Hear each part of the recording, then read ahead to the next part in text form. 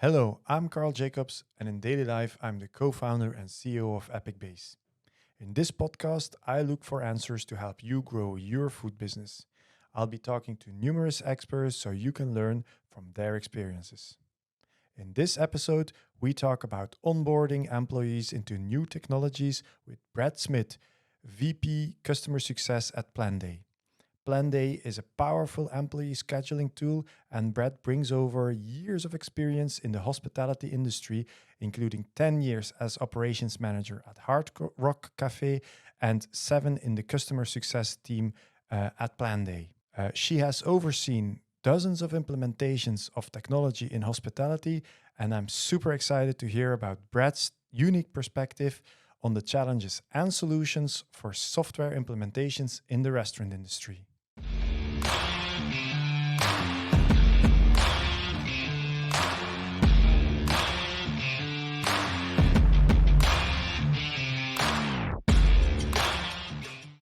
Hello, everybody. Welcome to this next episode of the Food Service Growth Show.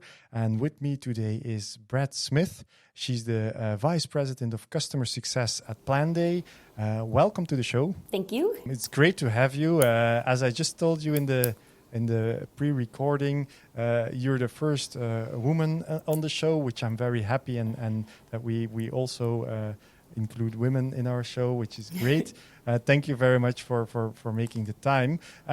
Before we jump into some more deep topics, the first question I always ask is, can you give me a little bit of an insight? Who is Brad and where does she come from and what did she do in the past? Sure, absolutely. So first off, my name is Brett Smith, and as Carl said, I look after our customer success teams at Planday. Originally, I come from Canada. I actually sit in London. I moved to London about 15 years ago, so I work out of our UK office. In our headquarters sit in Copenhagen. So when I first moved over into London, I went straight into hospitality, where I was at for 10 years with a fairly recognizable brand called Hard Rock. And then a few stints at a few other hospitality businesses thereafter, before joining Planday in 2017. And I'm coming up on 6 years here. So, a little bit of a spattered past, but mainly in hospitality. And that's kind of where my passion lies. All right. Passion for hospitality. I can imagine if you've worked for Hard Rock for so long. Can you maybe tell a little bit about the roles and the responsibilities you had at the Hard Rock Cafe? Yeah, absolutely. I was a operations manager there, focused on, at the end, more so learning and development and training manager. So we actually worked for the European side of the business, so Hard Rock Europe, which runs a group of corporate cafes and retail shops and hotels within Europe. So my job there really was to look at what kind of systems we're using, ensure best practice and adoption of those systems, and really just doing what we call our BPEs, or best practice evaluations, to ensure that we're holding up the specifications of the brand and the brand standards that come with operating such a large brand. That's actually interesting because I can imagine how many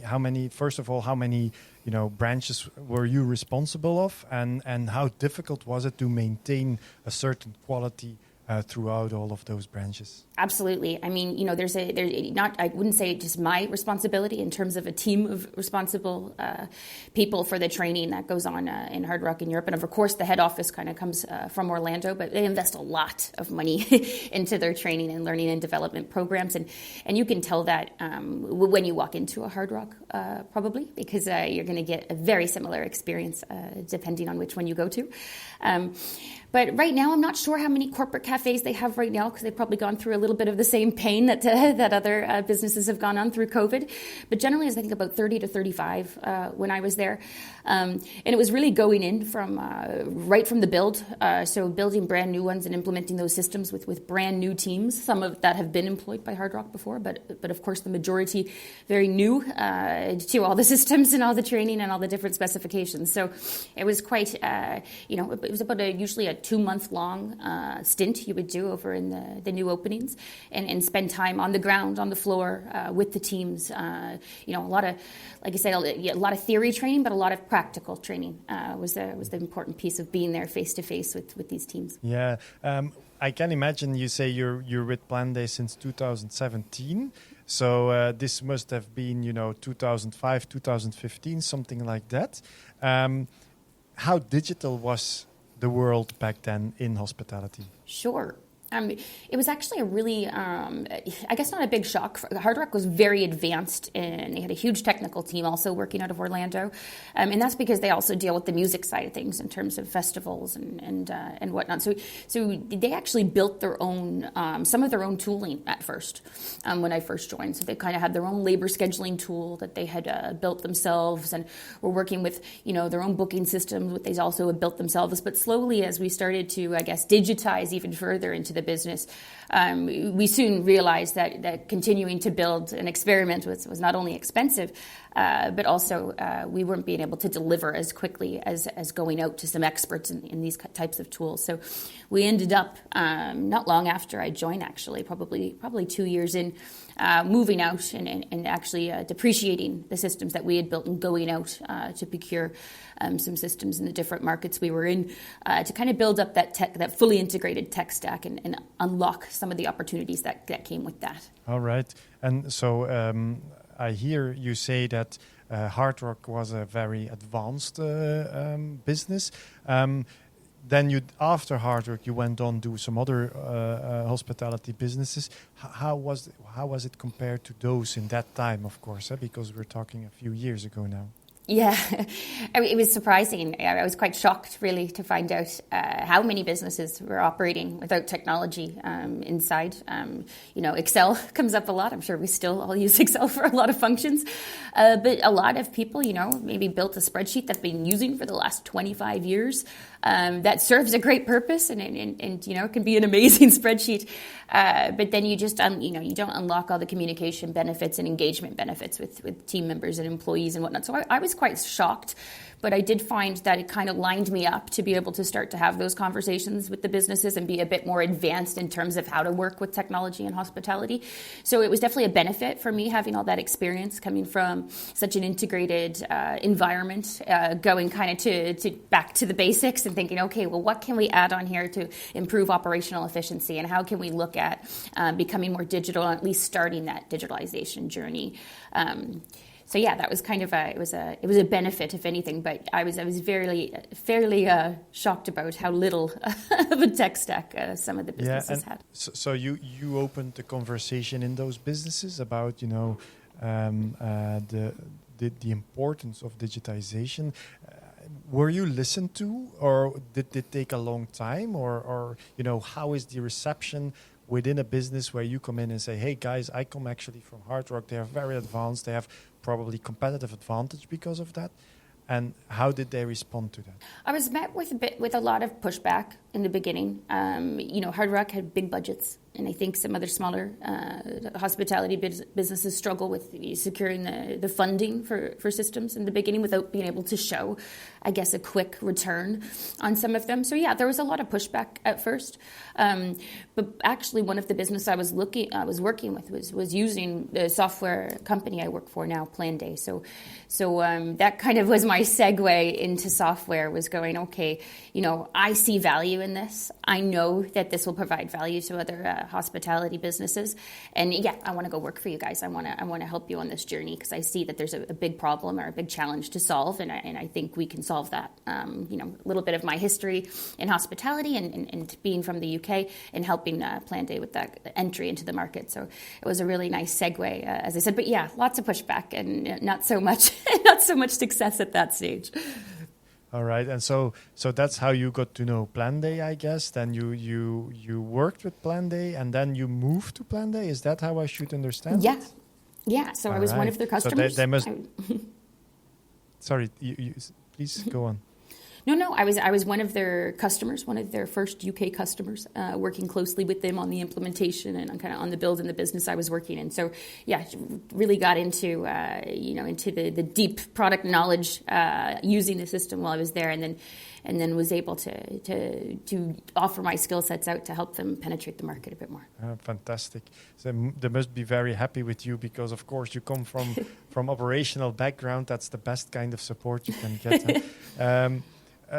Maybe when we move into your role at Planday and Planday in general, maybe for people that who knows don't know Planday, can you summarize in a few sentences what does Planday do for their customers?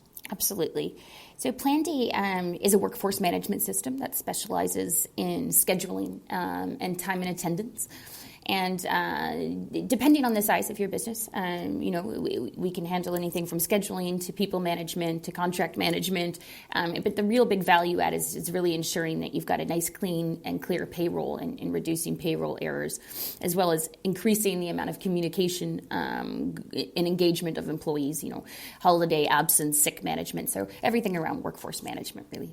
Mm-hmm. All right. And imagine I'm a hospitality owner or a business owner in hospitality. What's the key reason why I need to use a tool like Planday, whether or not it is Planday, but a scheduling tool, and not just do this, on a pen and paper and with, certain, Excel sheets, etc. What's the key ROI I get from using a tool like Planday? Sure. I think, success looks different to everybody, right? I mean, it also depends on who you're talking to within that business. For us, it's to increase operational efficiency across all kinds of different areas of your business, because Planday is used by not just your payroll person, but your HR manager, your operations managers, your general managers or C-suites looking at the reporting tools. It really is covering the entire business right down to employee level who are actually using the application, requesting holidays, and viewing their schedules and communicating with each other. So not only do we, take you out of, employees starting their own WhatsApp and Facebook groups to swap shifts, we have that all in the system, and it's all easy, very super user-friendly on the app. So kind of gives you some of that historical data as well to be able to analyze, but also just have everything in one key place, so you don't have to be working in different systems or how many versions of Excel files, I'm sure. Mm-hmm. Yeah, so I guess that also, answers the question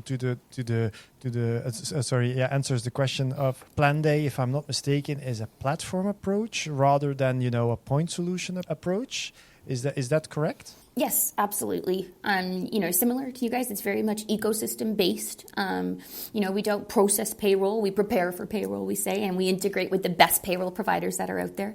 And it's the same with our booking systems. We don't actually take any bookings in through Planday. We integrate with the experts in the system, and we consider ourselves the workforce management and scheduling experts who want to go out and integrate with other experts in that ecosystem. All right. So of course, you have to set boundaries, but why did you go, or why did Planday go for this approach and not become one of those, payroll providers and things like that?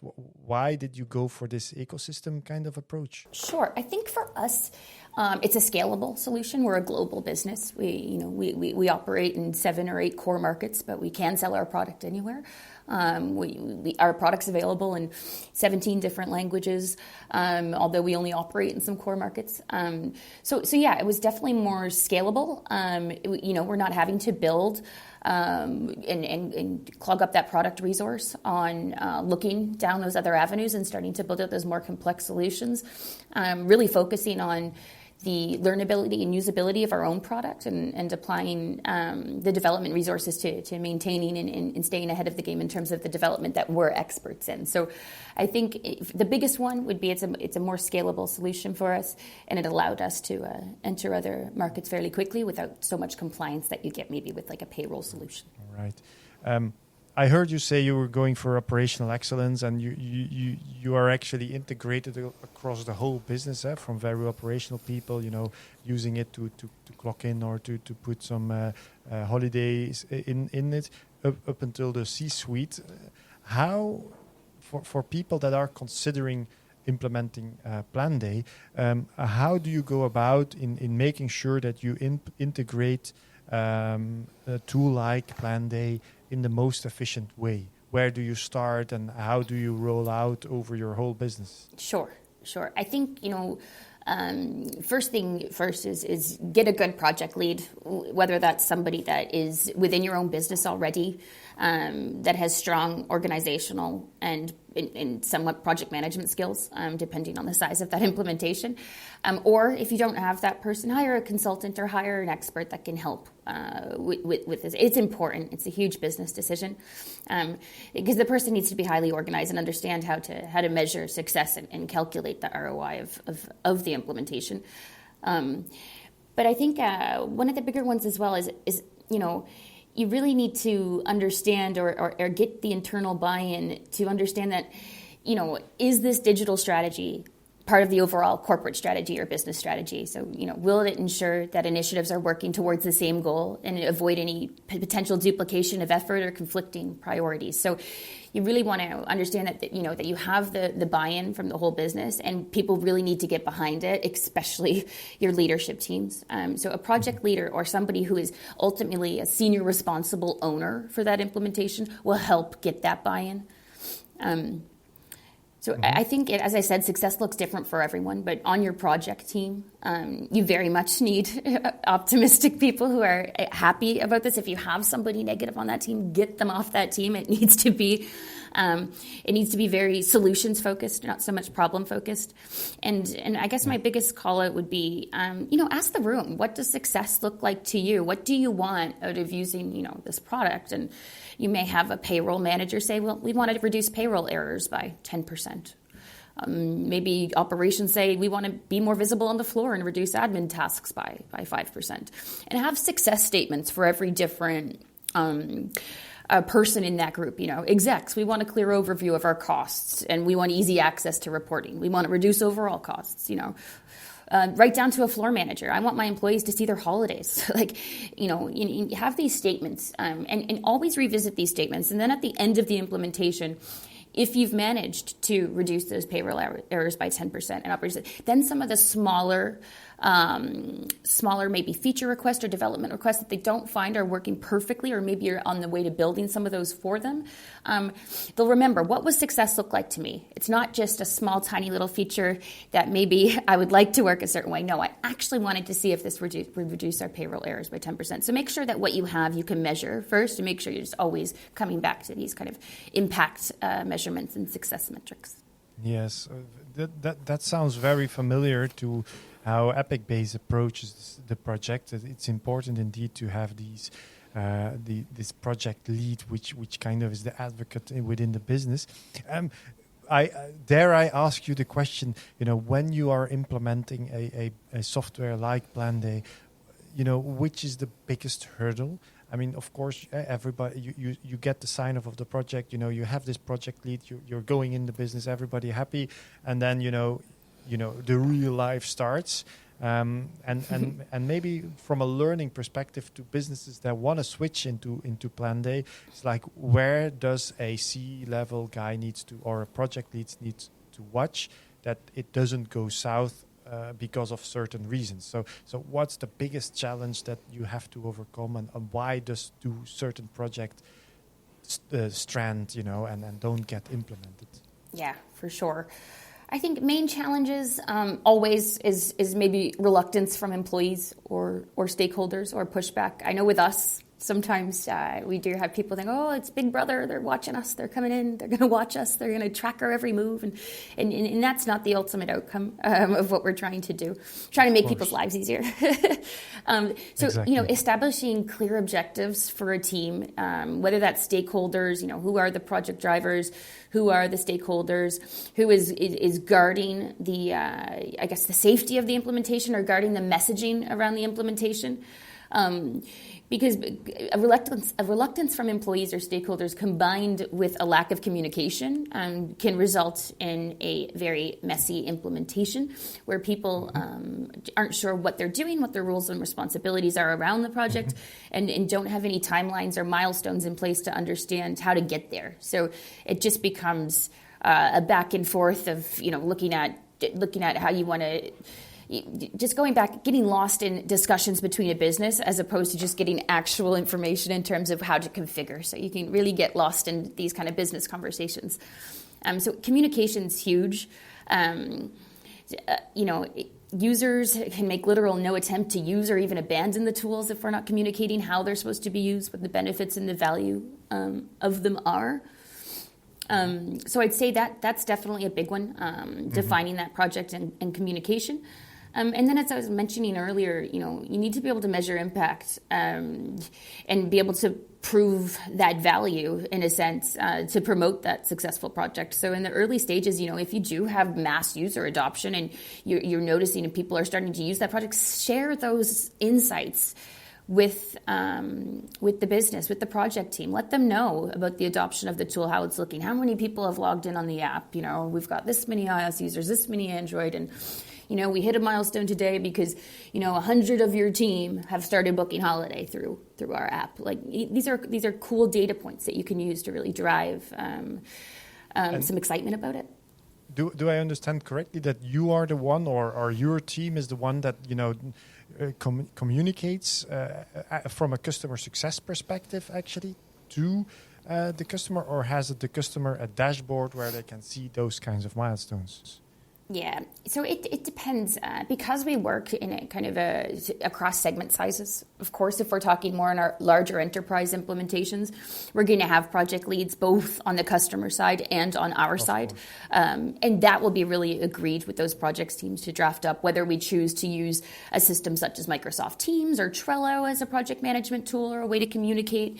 Some task management, I think, is really important. So choosing your own system to implement a system will keep you on track. And you don't want to get lost in email threads, right? You want a place where we're holding everything and we know who's accountable. I always say, when multiple people are accountable, nobody's accountable. So make sure you're really clear on each role within that business. But yeah, we don't really necessarily have a dashboard, but we definitely put it on a PowerPoint or in a Teams call and kind of say, this is what we're seeing, and make sure that it has an impact on that project team. To understand the why behind what they're doing is important.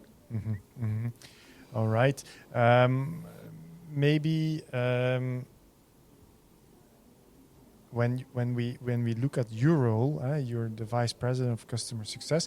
I'm maybe a little bit, interested also in understanding your role within Planday.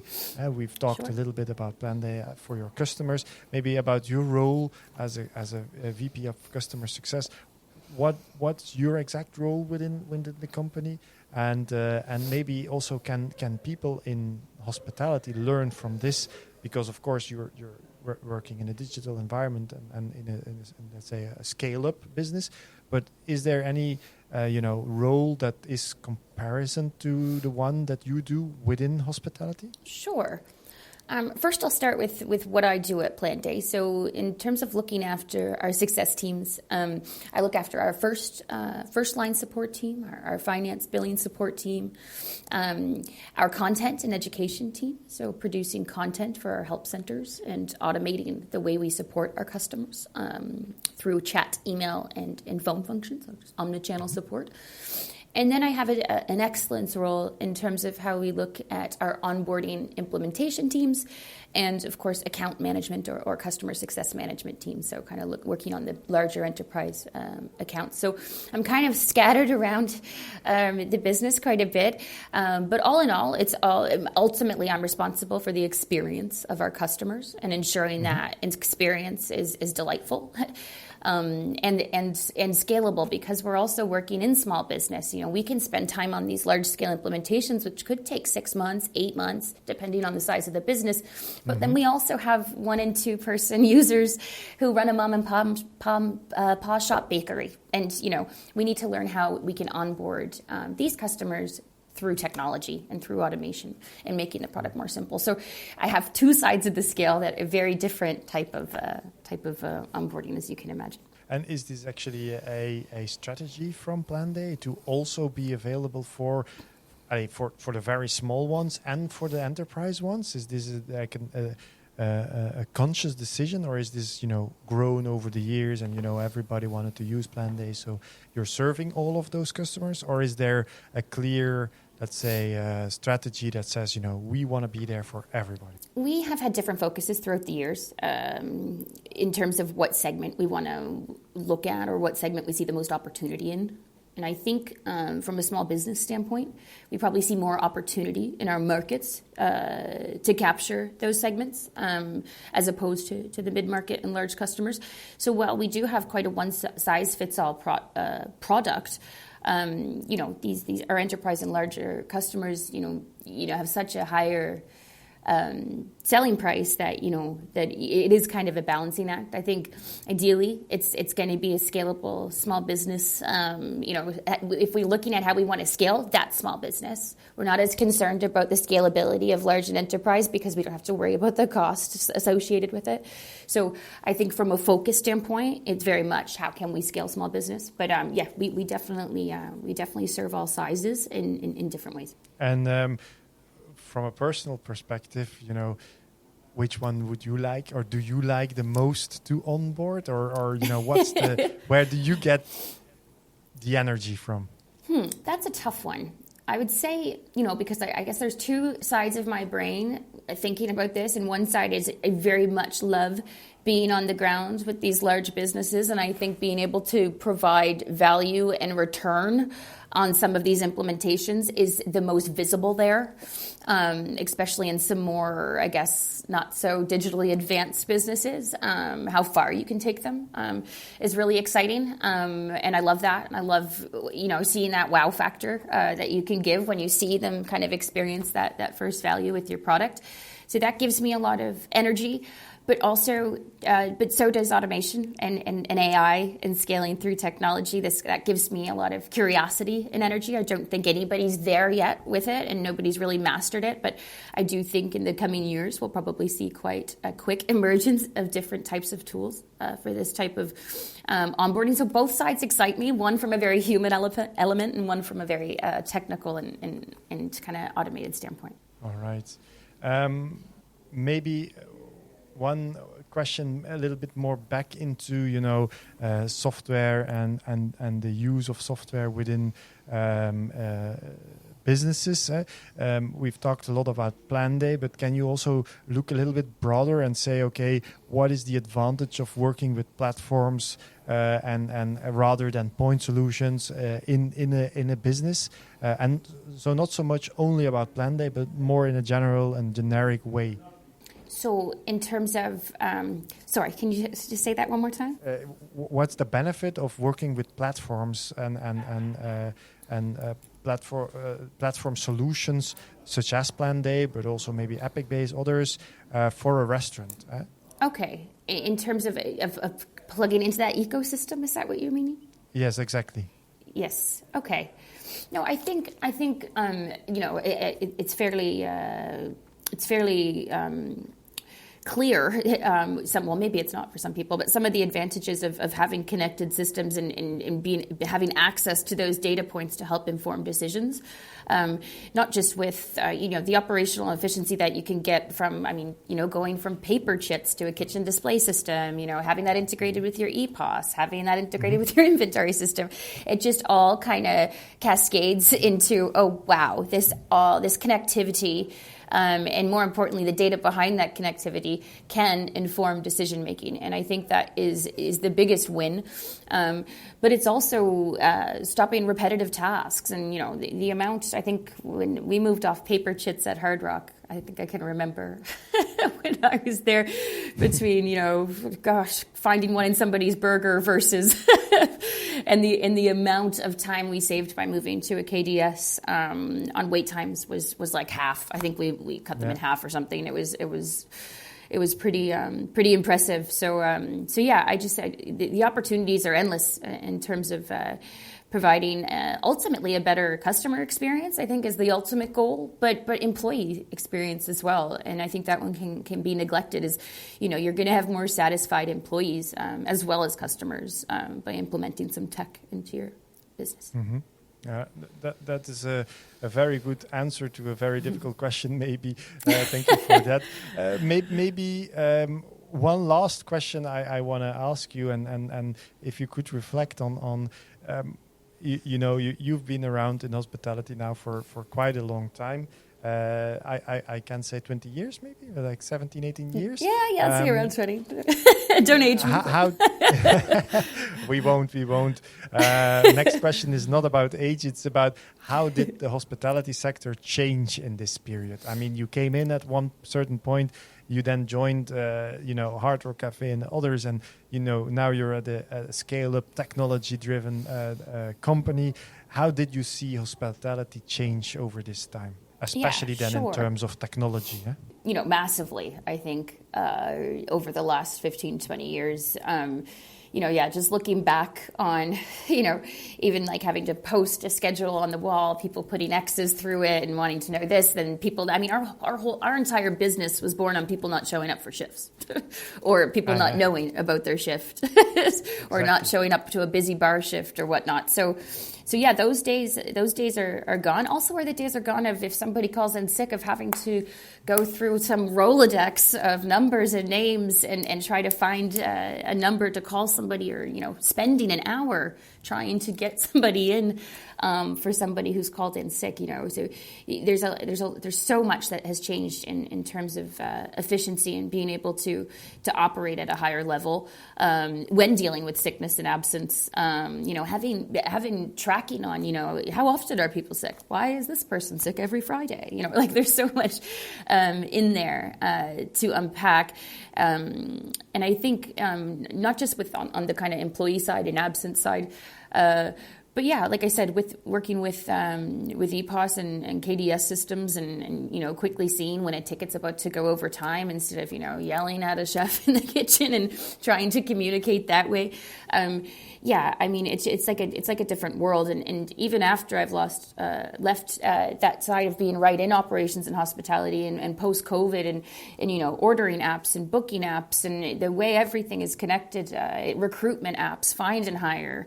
It's just so much easier. It makes me think, God, if I was still managing restaurants and I had this, what I could do.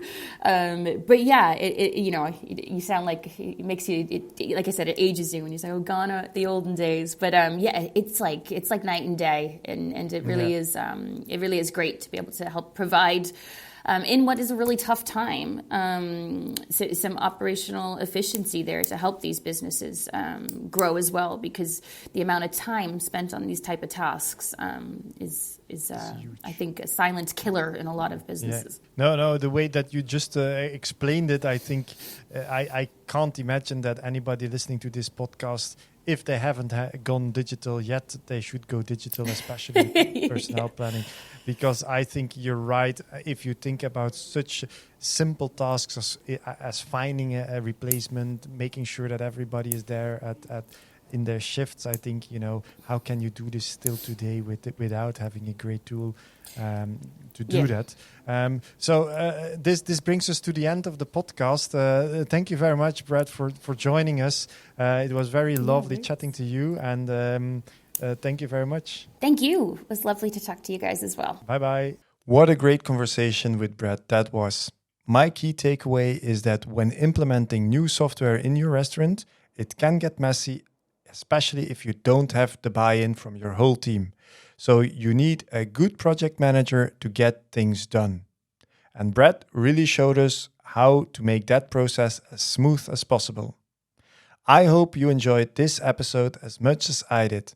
And if you liked it, give it a thumbs up and subscribe. And don't forget to visit our podcast channel for more content. Until next time.